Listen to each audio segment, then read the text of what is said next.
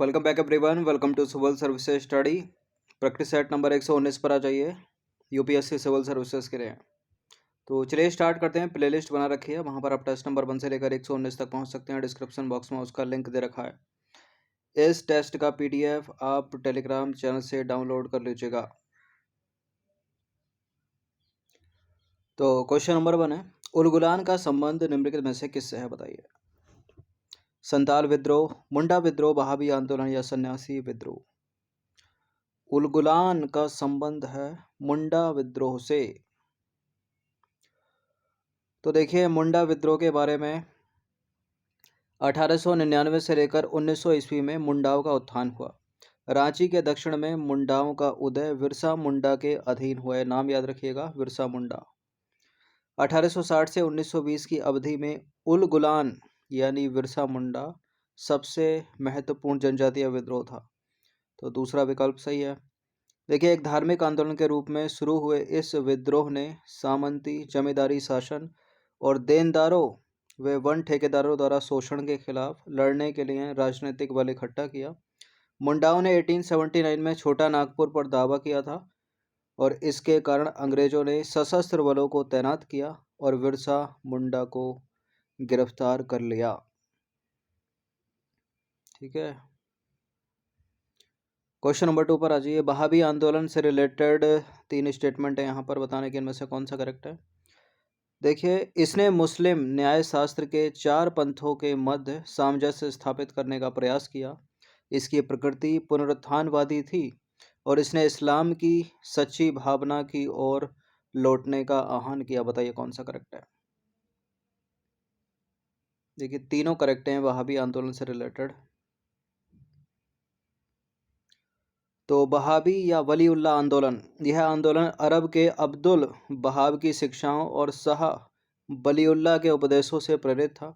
यह पश्चिमी प्रभावों और भारतीय मुसलमानों के पतन के विरुद्ध एक पुनरुत्थानवादी प्रतिक्रिया थी और इसमें मुस्लिम समाज में फैली गैर इस्लामी प्रथाओं को ख़त्म करने की मांग की थी। अब देखिए, इसने जो है इस्लाम की सच्ची भावना की ओर लौटने का आह्वान किया। वहाबी या वलीउल्लाह आंदोलन, तीनों स्टेटमेंट करेक्ट ना, डी है इसका आंसर। क्वेश्चन नंबर 3 पर आ जाइए। निम्नलिखित प्रावधानों में से कौन से चार्टर अधिनियम 1813 से संबंधित है। देखिए, 4 चार्टर हुए, एक चार्टर के बीच में 20 साल का गैप है।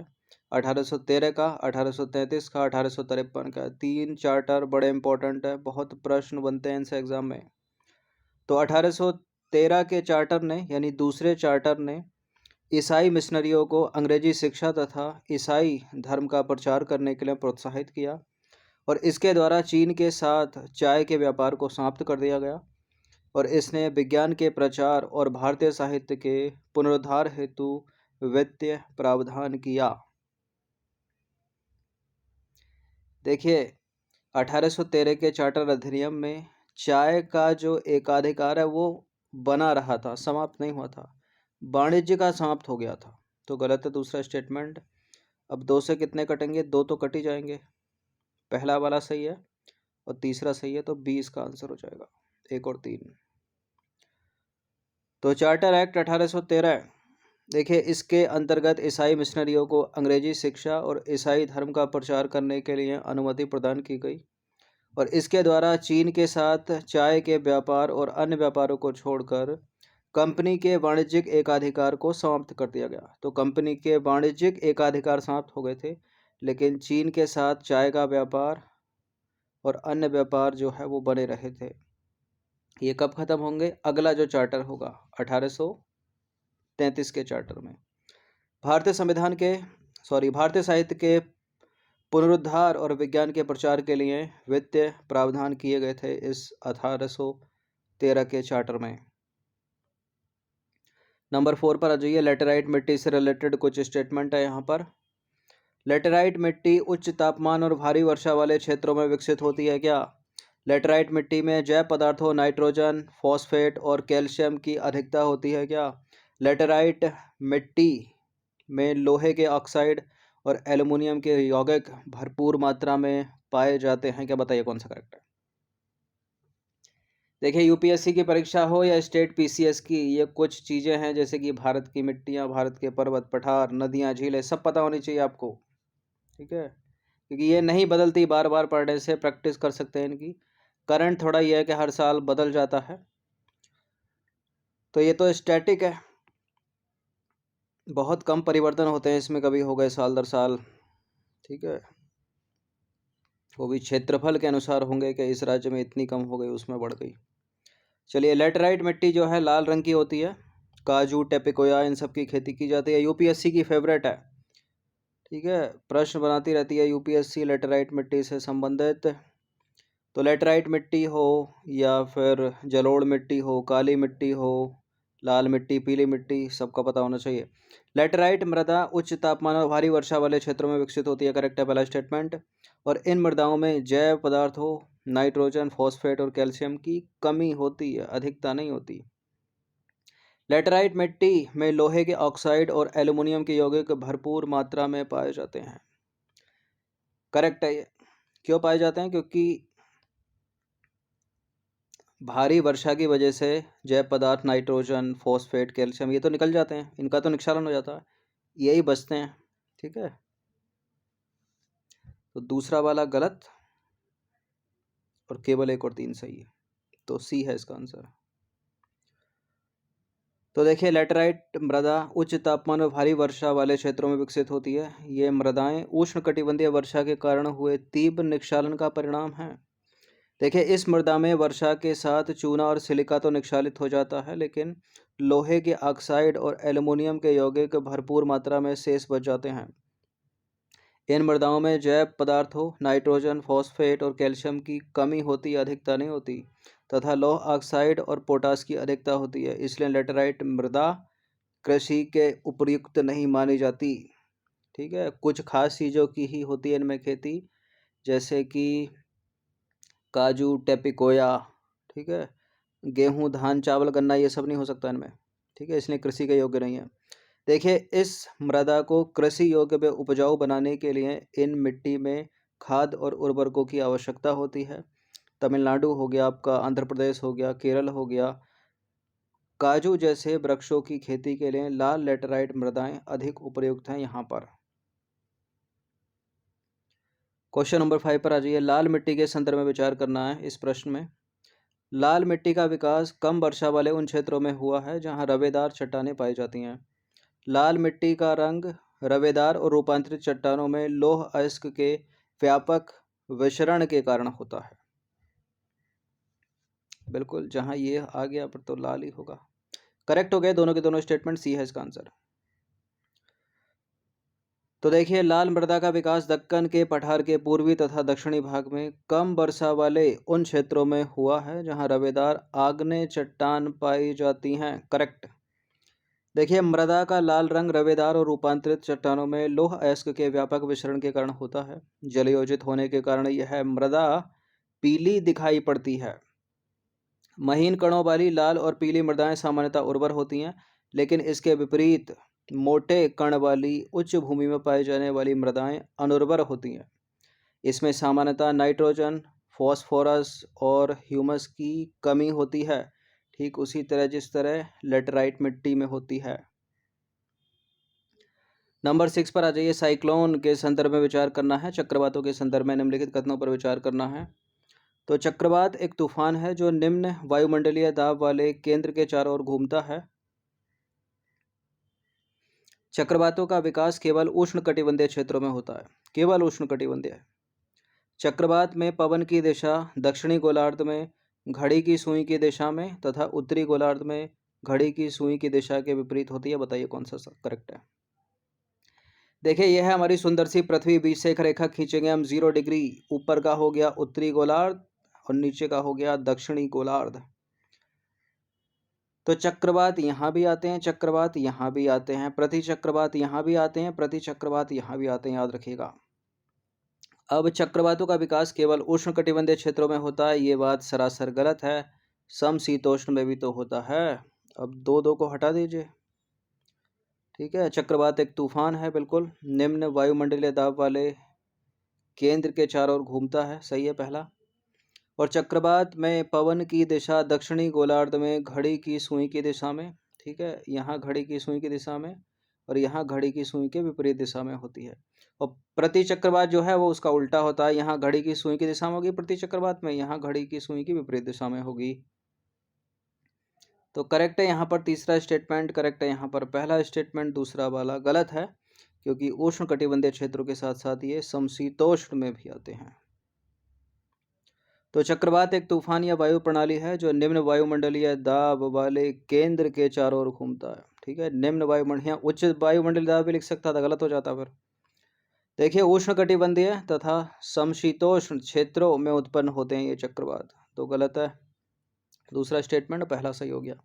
उत्तरी गोलार्ध में चक्रवात की जो दिशा है वो घड़ी की सुइयों के विपरीत दिशा में होती है, जबकि दक्षिणी गोलार्ध में घड़ी की सुइयों की दिशा में होती है, तो तीसरा वाला सही हो गया। एक को याद कर लीजिए, चक्रवात को, और प्रति चक्रवात को उसका उल्टा कर दीजिए, ठीक है। चक्रवात जिनकी उत्पत्ति उष्णकटिबंधीय महासागरों में होती है उन्हें उष्णकटिबंधीय चक्रवात कहते हैं, ठीक है। ये उष्णकटिबंधीय तूफान या उष्णकटिबंधीय विषाद के नाम से भी जाने जाते हैं। ये कौन? उष्णकटिबंधीय चक्रवात। क्वेश्चन नंबर 7 पर आ जाइए। हरिकेन के संदर्भ में निम्नलिखित कथनों पर विचार करना है। हरिकेन प्रायः पश्चिमी अफ्रीका के तटों पर विकसित होते हैं। पश्चिमी अफ्रीका होगा या पश्चिमी अमेरिका, मतलब उत्तरी और दक्षिणी। दूसरा स्टेटमेंट है पश्चिमी प्रशांत महासागर और निकटवर्ती समुद्रों में हरिकेन को टाइफून नाम से जाना जाता है। और क्या टाइफून का अर्थ तेज हवा होता है? बताइए कौन सा करेक्ट है। बिल्कुल, टाइफून का अर्थ तेज हवा होता है, करेक्ट है। और पश्चिमी प्रशांत महासागर और निकटवर्ती समुद्रों में हरिकेन को टाइफून नाम से जाना जाता है। तो दूसरा तीसरा सही हो गया, दूसरा तीसरा ऑप्शन में भी है, लेकिन पहला भी तो सही है। हरिकेन प्रायः पश्चिमी अफ्रीका के तटों पर ही तो विकसित होते हैं, डी है इसका आंसर। तो हरिकेन प्रायः पश्चिमी अफ्रीका के तटों पर विकसित होते हैं तथा ये पश्चिम की तरफ मध्य अमेरिका और पूर्वी संयुक्त राष्ट्र की तरफ चलते हैं। जब तक वे स्थल या उच्च अक्षांशों की तरफ नहीं पहुंचते उनका आकार तथा शक्ति बढ़ती जाती है। उच्च निरंतर हवा के साथ साथ हरिकेन भारी वर्षा तथा विनाशकारी समुद्री लहरें भी लाते हैं। पश्चिमी प्रशांत महासागर और निकटवर्ती समुद्रों में हरिकेन को टाइफून के नाम से जाना जाता है और यह शब्द कैंटोनीज शब्द थाईफुंग से बना है जिसका अर्थ है तेज हवा। ये मैच करने के लिए पूछ लेता है कभी कभी कि हरिकेन मतलब टाइफून कहाँ, एशिया में, बिलीबिली ऑस्ट्रेलिया में, इस तरह से। नंबर 8 पर आ जाइए। निम्नलिखित में से कौन सी दशाएं डेल्टा निर्माण के लिए आवश्यक हैं? डेल्टा तो पढ़ा ही होगा अपने बचपन से, छोटी क्लासों में अभी तक पढ़ते आए होंगे। तो ये नदी है, जब महासागर में गिरने से पहले डेल्टा बनाती है। तो पहला स्टेटमेंट है नदी के मुहाने के आसपास तट गहरा होना चाहिए। देखिए गहरा होगा तब कैसे, वो तो पानी नीचे को घुस जाएगा फिर, ठीक है। उथला होना चाहिए, उथला, तो गलत है पहला स्टेटमेंट। मुहाने के पास नदी का बहाव तीव्र होना चाहिए, तो पहला स्टेटमेंट गहरे से कट गया, दूसरा तीव्र से कटेगा लगता है। अगर नदी तेजी से भागती हुई आ रही है, ठीक है, तेजी से, बहुत तेज स्पीड है उसकी, तीव्र, तो सीधे महासागर में गिर जाएगी। देखिए डेल्टा निर्माण के लिए यहाँ आते आते नदी जो है सुस्त पड़नी चाहिए, नदी मंद पड़ जानी चाहिए, तभी तो इस तरह से पानी इधर उधर भागेगा, डेल्टा बनेगा। तो गलत हो गया दूसरा भी। मुहाने के निकट ज्वारीय तरंगे प्रबल होनी चाहिए। देखिए मुहाने के निकट तो ज्वार होना ही नहीं चाहिए, और हो तो बिल्कुल मंद हो, ठीक है, वरना कहाँ डेल्टा बनेगा। गलत है तीसरा भी, तीनों के तीनों ब्लंडर हैं, डी है इसका आंसर। तो नदी डेल्टा निर्माण के लिए निम्नवत स्थितियां आवश्यक हैं। पहला गलत, दूसरा गलत और तीसरा गलत, ठीक है। नदी के मुहाने के आसपास तट उथला होना चाहिए, तट जो है उथला होना चाहिए, गहरा नहीं होना चाहिए। और नदी के वेग में पर्याप्त कमी होनी चाहिए, तीव्र गति नहीं होनी चाहिए, ताकि नदी के मुहाने पर इसका अवसाद निक्षेपित हो सके, ठीक है। जो नदी बहाकर लाती है वही तो फैलाती है। अब देखिए प्राथमिकता के तौर पर तट जो है वो ज्वार मुक्त होना चाहिए, ठीक है। ऐसा नहीं है कि तीव्र ज्वार आएगा तो डेल्टा नहीं बनेगा, ठीक है। पढ़ लीजिएगा इनको, इम्पोर्टेंट है दशाएं। इसमें तो 3 डाली हैं एग्जाम में, इनमें से कोई सी भी डाल सकता है, लेकिन अधिकतर इनसे ही कटता है स्टेटमेंट, ये तीनों से, ठीक है। यह समुद्र गहरा, इस तरह की बात कर देगा स्टेटमेंट। चलिए क्वेश्चन नंबर 9 पर आ जाइए। PDF में पढ़ लीजिएगा इसको। क्वेश्चन नंबर 9 है, पृथ्वी के वायुमंडल और जलमंडल के उद्विकास से संबंधित निम्नलिखित चरणों को कालानुक्रम के अनुसार व्यवस्थित करना है। गैस उत्सर्जन, आदिकालिक वायुमंडलीय गैसों का ह्रास, प्रकाश संश्लेषण द्वारा वायुमंडल की संरचना का संशोधन, और चौथा है महासागरों तथा अन्य जल निकायों का उद्भव। देखिए यूट्यूब अगर देखते हो आप डिस्कवरी देखते हो, नेशनल ज्योग्राफी कभी देखा हो बचपन में, ये हिंदी वाला तो देखते थे, तो आपको पता हो कि पृथ्वी का जब विकास हुआ, जब पृथ्वी उत्पन्न हुई थी, मतलब जब थी पृथ्वी उस समय, तो ऑक्सीजन नहीं थी उसमें। ठीक है, ऑक्सीजन नहीं थी। अधिकतर जो जितने भी अंतरिक्ष में जो पिंड हैं, जो ग्रह हैं, उनमें अधिकतर क्या हीलियम, हाइड्रोजन, इन्हीं के तो बादल रहते हैं। ठीक है, तो पृथ्वी भी जब पृथ्वी की उत्पत्ति हुई, शुरू में ऑक्सीजन नहीं थी, हाइड्रोजन हीलियम के बादल थे इसमें। तो क्या इसमें होगा प्रकाश संश्लेषण, ये तो सबसे बाद की प्रक्रिया होगी इन सब में लग रहा है। ठीक है, तो सबसे पहले जो था, अब जो वो गैसें होंगी तो वो गैसें जो हैं वो हटेंगी। ठीक है, मान लीजिए हाइड्रोजन हीलियम हो तो उनकी अधिकता या तो वो हट जाए या तो कम हो जाए, ताकि जीने के लिए जो चीज़ें हैं, ठीक है, जीवन के लिए जो उपयुक्त दशाएं हैं वो धीरे धीरे पनपें। तो आदिकालिक वायुमंडलीय गैसों का ह्रास होगा सबसे पहले तो। ठीक है, उस ग्रह पर जो आदिकालिक गैसें होंगी उनका ह्रास होगा। ठीक है, मतलब कमी आएगी, उनमें कमी आएगी, तभी तो जीवन की उत्पत्ति या जीवन की प्रक्रिया में जो है अग्रसर होगा। अब देखिए, तो पहला ह्रास हो गया आदिकालिक वायुमंडलीय गैसों का। उसके बाद ऐसी गैसों का उत्सर्जन होगा जो जीवन के लिए उपयुक्त हों। ठीक है, इनकी कमी हो गई, फिर इसके बाद दूसरी प्रक्रिया ये वाली फर्स्ट वाली हो जानी चाहिए। फर्स्ट ये होगा, ठीक है, और दूसरे नंबर पे ये होगा।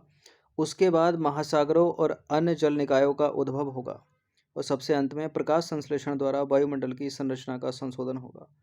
तो थर्ड पे ये होगा और फोर्थ पे ये होगा। तो 2 1 4 3 इसका आंसर हो जाएगा। ठीक है, 2 1 4 3, 3 सबसे लास्ट में होगा, बी है इसका आंसर। तो देखिए इसकी पहली अवस्था में आदिकालिक वायुमंडलीय गैसों का ह्रास है। प्रारंभिक वायुमंडल में जिसमें हाइड्रोजन और हीलियम, ठीक है, हाइड्रोजन और हीलियम की अधिकता थी, सौर पवनों के कारण उन्हें पृथ्वी से दूर ढकेल दिया गया। दूसरी अवस्था क्या कहती है? दूसरी अवस्था में पृथ्वी की आंतरिक गर्मी ने वायुमंडल के विकास में सहयोग किया, और पृथ्वी के ठंडा होने के दौरान इसके अंदरूनी भाग से गैसें और जलवाष्प बाहर निकली, और इसी से आज के जो वायुमंडल हैं उनका उद्भव हुआ है। देखिए, आरंभ में वायुमंडल में जलवाष्प, nitrogen, carbon dioxide, methane, ammonia जो है अधिक मात्रा में, तथा स्वतंत्र ऑक्सीजन बहुत कम थी। ठीक है, वह प्रक्रिया जिससे पृथ्वी के भीतरी भाग से गैसें धरती पर आई, इसे बोलते हैं गैस उत्सर्जन। ठीक है, तो सबसे पहले क्या होगा, आदिकालिक गैसों का ह्रास हो गया है, उसके बाद गैस उत्सर्जन हुआ है। अब तीसरी स्टेज, लगातार ज्वालामुखी विस्फोट से वायुमंडल में जलवाष्प और गैसें बढ़ने लगीं, और पृथ्वी के ठंडा होने के साथ साथ जलवाष्प का संघनन शुरू हो गया। ध्यान से सुनते रहिएगा। वायुमंडल में उपस्थित कार्बन डाइऑक्साइड के वर्षा के पानी में घुलने से तापमान में और अधिक गिरावट आई। फलस्वरूप हुआ क्या, अधिक संघनन और अत्यधिक वर्षा हुई, और पृथ्वी के धरातल पर वर्षा का जो जल है वो गर्तों में इकट्ठा होने लगा, जिससे महासागर बने। पृथ्वी पर उपस्थित महासागर पृथ्वी की उत्पत्ति से लगभग 50 करोड़ सालों के अंतर्गत बने हैं। ठीक है, अर्थात महासागर 400 करोड़ साल पुराने हैं। ठीक है, महासागर बन गए। अब क्या होगा, अंत में जीवों की प्रकाश संश्लेषण प्रक्रिया द्वारा वायुमंडल का रूपांतरण हुआ। लगभग 380 करोड़ साल पहले जीवन का विकास प्रारंभ हुआ। देखिए, वर्तमान से लगभग 250 से 300 करोड़ साल पहले प्रकाश संश्लेषण की प्रक्रिया विकसित हुई थी। तो इन कथनों के आधार पर अनुमान लगाया जा सकता है कि अपना उत्तर क्या होगा। ठीक है, किसी पिंड की आदिकालिक वायुमंडलीय गैसों का ह्रास होगा, उनकी कमी होगी। ठीक है, जो जीवन के लिए उपयुक्त हैं उन गैसों का उत्सर्जन होगा। महासागर बनेंगे, अन्य जल निकाय बनेंगे, उसके बाद प्रकाश संश्लेषण की प्रक्रिया होगी जिससे वायुमंडल बनेगा। 10वां प्रश्न है, 15वें वित्त आयोग द्वारा संसाधन आवंटन को लेकर की गई सिफारिशों के संदर्भ में निम्नलिखित कथनों पर विचार करेंगे। पहला स्टेटमेंट है, आयोग ने केंद्र और राज्यों के बीच 70-30 के अनुपात में वर्टिकल हिस्सेदारी को बनाए रखने की सिफारिश की है। राजस्व संसाधनों की हॉरिजॉन्टल हिस्सेदारी में आय के अंतर मापदंड को सबसे अधिक भार दिया गया है। तो दो हैं इसमें, एक तो वर्टिकल हिस्सेदारी और दूसरी है हॉरिजॉन्टल हिस्सेदारी। देखिए वर्टिकल हिस्सेदारी 70-30 कुछ गलत है ये, ठीक है। राज्यों की 30 नहीं है, 41 है, तो पहला वाला गलत है, दूसरा सही है, तो बी होगा इसका आंसर। तो हाल ही में सेंट्रल गवर्नमेंट ने वित्त वर्ष 2021-22 से आगामी 5 वर्ष की अवधि के लिए करों के वितरण पूल में राज्यों की हिस्सेदारी को 41% बनाए रखने से संबंधित 15वें वित्त आयोग की सिफारिशों को स्वीकार किया। कितनी? 41% है, पहला वाला गलत है। राज्यों के बीच कर राजस्व के विभाजन के लिए आयोग ने जो सूत्र प्रस्तुत किया है उसके मुताबिक राजस्व हिस्सेदारी का निर्धारण करते समय जनसांख्यिकीय प्रदर्शन को 12.5%, आय के अंतर को 45%, जनसंख्या और क्षेत्रफल प्रत्येक के लिए 15%, वन और पारिस्थितिकी के लिए 10%, कर एवं राजकोषीय प्रयासों के लिए 2.5% भार जो है दिया गया है। तो इसलिए दूसरा स्टेटमेंट करेक्ट है, आय के अंतर मापदंड को सबसे अधिक भार दिया गया है। ठीक है, ठीक है, आय के अंतर को सबसे अधिक भार दिया गया 45%, और सबसे कम क्या है? कर एवं राजकोषीय प्रयास 2.5%। ठीक है, हॉरिजेंटल वर्टिकल दोनों, वर्टिकल में 41% है राज्य की हिस्सेदारी, ना कि 30%, गलत है पहला वाला स्टेटमेंट। तो 10 प्रश्न थे ये, इनकी प्रैक्टिस एक बार कर लीजिएगा। ठीक है, 10 प्रश्न की वीडियो आप देख सकते हैं, 20-20, 22-22 मिनट की बनती है। गलती से 10 और ऐड कर दिए तो फिर 1 घंटा हो जाएगा। ठीक है, धन्यवाद।